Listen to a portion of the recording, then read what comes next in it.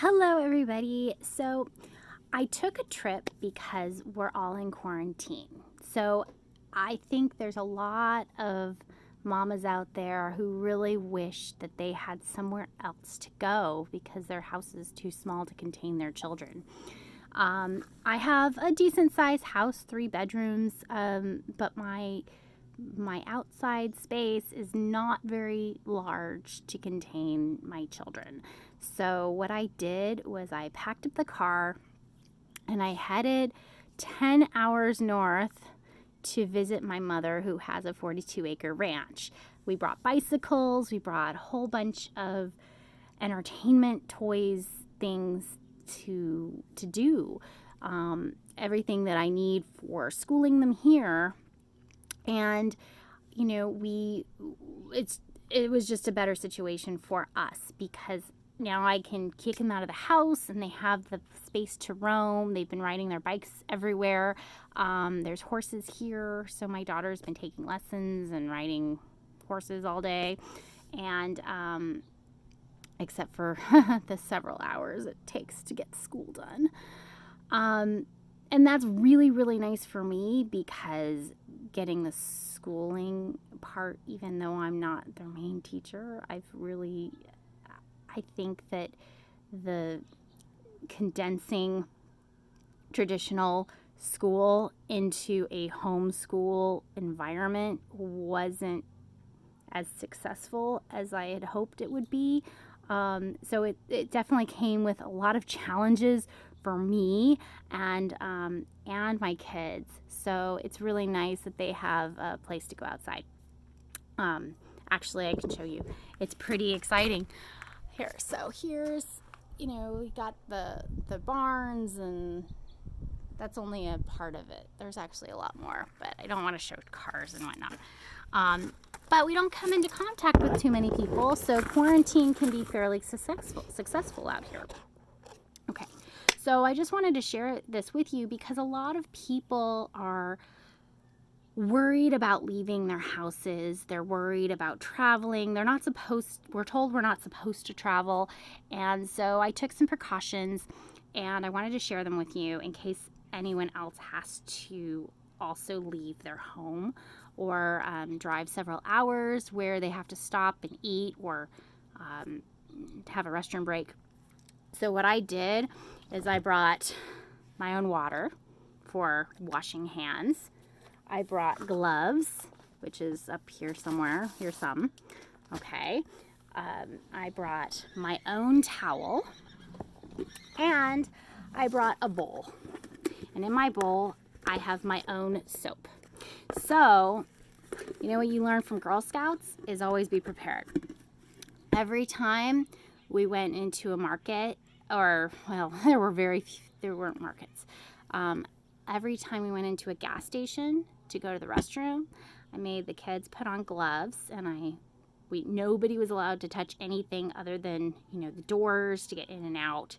We did our business. I told them not even to take their gloves off to wash their hands. They took them off to do their thing, but put them back on to leave.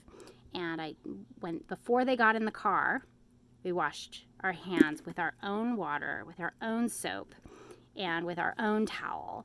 And so it really minimized the exposure because there's a lot of germs on a sink. There's a lot of germs on the faucet. And I think a lot of the germs that they would come into contact with would be with that. I would change my gloves and just throw them away. We'd throw them away as soon as we left. Outside of a door, and I put on a new pair of gloves to do my gasoline pump, throw them away before I get in the car and wash my hands again. So it made it really easy to feel a little more secure. I also had masks. I don't know if I have it right here. Where is it? Oh, here's one. I also had masks. Although from what I've read, they really do more about protecting other people from you than protecting you from other people. So when my kids were like, I don't want to wear a mask, and they were going to be in there all of 2 seconds, I said, fine, don't wear a mask. but that was actually before the mandatory mask thing. So so now it would be more imperative that they wear something. It's become quite a fashion statement to go looking like a bandit. I actually brought them bandanas for them. So we'd put bandanas around them, and I put it around their necks, and they could put it up to go looking like a bandit. And it was a little more fun for the kids that way, the bandana. But I wanted to share that, and if anyone else has any other suggestions of ways to stay safe but while traveling in some way, shape, or form. We had to stop every 2 hours or so. So, add up with a 10-hour drive, we had to stop quite a few times, more than I would have preferred. But since there were no restaurants open, we just brought our own food and snacks. We stopped at one drive-through where I didn't even, we took the stuff from the window, and we went to the curb, and we ate outside, and we washed our hands outside with our own water, with our own soap, and we got back in the car. Nothing. I actually brought some rags to clean off my steering wheel and everything in my car several times on the trip too.